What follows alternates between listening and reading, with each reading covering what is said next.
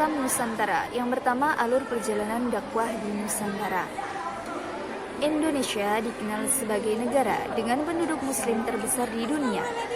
Di Sumatera dan Jawa, antara abad ke-1 dan ke-7 sering disinggahi oleh pedagang dari Lamuri atau Aceh, Barus, Palembang, Sunda Kelapa, dan juga Gresik. Bersamaan dengan itu, datang pula para pedagang yang berasal dari Timur Tengah, yaitu pada abad ke-7 Masehi atau abad pertama Hijriah. Malaka menjadi pusat utama lalu lintas perdagangan dan pelayaran. Mereka tidak hanya berdagang, tetapi sekaligus juga berdakwah menyebarkan agama Islam. Dengan demikian, agama Islam telah ada di Indonesia ini sejak abad ke-1 Hijriah. Teori yang pertama, teori Mekah. Menurut teori Mekah, proses masuknya Islam ke Indonesia adalah langsung dari Mekah atau Arab. Terjadi pada abad pertama Hijriah atau abad ke-7 Masehi. Para pedagang dari Timur Tengah memiliki misi dagang dan dakwah sekaligus. Bahkan motivasi dakwah menjadi pendorong utama mereka datang ke Nusantara. Orang-orang Arab yang datang ini kebanyakan adalah keturunan dari Nabi Muhammad SAW. Yang kedua adalah teori Gujarat, mengatakan bahwa proses kedatangan Islam ke Indonesia berasal dari Gujarat pada abad ke-7 Hijriah atau abad ke-13 Masehi. Gujarat adalah sebuah wilayah di India bagian barat, berdekatan dengan Laut Arab. Menurut teori ini, orang-orang Arab bermadhab Syafi'i telah bermukim di Gujarat dan Malabar sejak awal Hijriah atau abad ke-7 Masehi. Yang ketiga, teori Persia. Teori ini mengatakan bahwa proses kedatangan Islam di Indonesia berasal dari daerah Persia atau sekarang Iran. Sebagai buktinya, ada kesamaan antara budaya dan tradisi yang berkembang antara masyarakat Persia dan Indonesia. Yang keempat yaitu teori Cina. Menurut teori ini, proses kedatangan Islam ke Indonesia, khususnya di Tanah Jawa, berasal dari para pedagang Cina. Mereka telah berhubungan dengan berdagang dengan penduduk Indonesia jauh sebelum Islam dikenal di Indonesia, yakni sejak masa Hindu-Buddha. Ajaran Islam sendiri telah sampai di Cina pada abad ke-7 Masehi. Proses menyebarkan Islam melalui jalur perdagangan dilakukan oleh para pedagang muslim pada abad ke-7 sampai abad ke-16 Masehi. Para pedagang tersebut berasal dari Arab, Persia, dan India. Jalur perdagangan saat itu menghubungkan Asia Barat, Asia Timur, dan Asia Tenggara. Para pedagang muslim menggunakan kesempatan itu untuk berdakwah, yakni untuk menyebarkan agama Islam. Banyak di antara para pedagang muslim yang singgah dan bertempat tinggal di Indonesia. Sebagian ada yang tinggal dan sementara ada pula yang menetap di Indonesia. Lambat laun, tempat tinggal mereka kemudian berkembang menjadi sebuah perkampungan muslim. Kemudian yang kedua, perkawinan. Sebagian pedagang Islam tersebut ada yang menikah dengan wanita pribumi, terutama para putri bangsawan atau putri raja. Dari pernikahan itu mereka mendapat keturunan. Disebabkan pernikahan itulah banyak keluarga bangsawan atau raja yang masuk agama Islam, sehingga para pedagang tersebut menetap dan membentuk sebuah perkampungan muslim. Yang selanjutnya yaitu pendidikan. Para mubalik mendirikan lembaga pendidikan Islam di beberapa wilayah Nusantara. Lembaga pendidikan Islam ini berdiri sejak pertama kali Islam memasuki Indonesia. Di sanalah berlangsung pembinaan, pendidikan, dan kaderisasi bagi calon kiai dan ulama. Mereka tinggal di pondok atau asrama dalam jangka waktu tertentu, menurut tingkatan kelasnya. Setelah menamatkan pendidikannya tersebut di pesantren, mereka kemudian kembali ke kampung masing-masing untuk menyebarkan Islam. Kemudian selanjutnya ada hubungan sosial. Para mubalik yang menyebarkan Islam di Nusantara pandai dalam menjalin hubungan sosial dengan para masyarakat. Mereka yang tinggal menetap di Nusantara aktif membaur dengan masyarakat melalui kegiatan-kegiatan sosial pada kesempatan tertentu.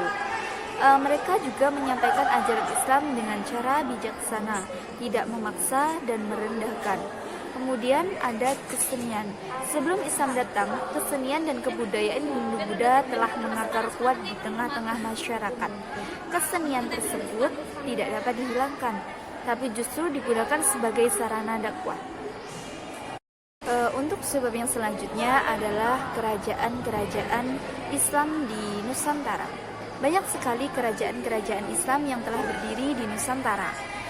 seperti ada Kerajaan Samudra Pasai, Kerajaan Aceh, Kerajaan Demak, Kerajaan Pajang, Kerajaan Mataram Islam yang berdiri antara abad 17 sampai 19, Kerajaan Banjar, Kerajaan Guatalo, Kerajaan Ternate, dan Kerajaan Tidore. Untuk penjelasan mengenai kerajaan-kerajaan Islam sebagaimana bisa dilihat di dalam makalah. Yang selanjutnya ada tradisi Nusantara sebelum Islam. Jauh sebelum Islam masuk dan berkembang di Nusantara, masyarakat telah memiliki ragam budaya serta tradisi. Bahkan sebelum agama Hindu-Buddha masuk ke Indonesia, masyarakat memiliki kepercayaan kepada benda alam dan ruh nenek moyang. Masuknya agama Hindu-Buddha ke Indonesia tidak menyebabkan tradisi tersebut musnah, justru semakin tumbuh dan berkembang karena pengaruh agama Hindu-Buddha menyesuaikan tradisi di masyarakat.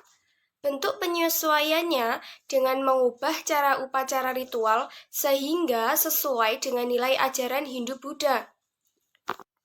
Masuknya kebudayaan Hindu-Buddha dari India ke Nusantara melalui proses penyesuaian dengan kondisi masyarakat. Pengaruh kebudayaan Hindu-Buddha dalam kebudayaan Indonesia misalnya tampak seni rupa dan seni ukir. Contohnya ada relief Candi Borobudur yang terdapat perahu bercadi, yakni gambaran pelaut nenek moyang. Pengaruh kebudayaan Hindu-Buddha juga tampak pada seni bangunan, seperti bentuk bangunan candi. Di India, candi merupakan kuil untuk memuja dewa dengan bentuk stupa, sedangkan di Indonesia sebagai tempat pemujaan serta sebagai makam raja atau ratu, atau penyimpanan abu jenazah raja, candi juga sebagai tanda penghormatan kepada raja. Selanjutnya ada alkulturasi budaya Islam. Alkulturasi adalah proses pencampuran antara unsur kebudayaan yang satu dengan kebudayaan yang lain, sehingga terbentuk kebudayaan yang baru tanpa menghilangkan ciri khas masing-masing kebudayaan lama. Kedatangan ajaran Islam di Nusantara mengalami proses akulturasi dengan kebudayaan Nusantara saat itu. Bentuk budaya menjadi hasil dari proses akulturasi tersebut, yang tidak hanya mencakup kebendaan ataupun material, namun juga perilaku masyarakat Indonesia yang kemudian dikenal dengan istilah budaya Islam. Budaya Islam adalah segala macam bentuk cipta, rasa, dan karsa yang berasal juga berkembang di masyarakat serta mendapat pengaruh dari Islam.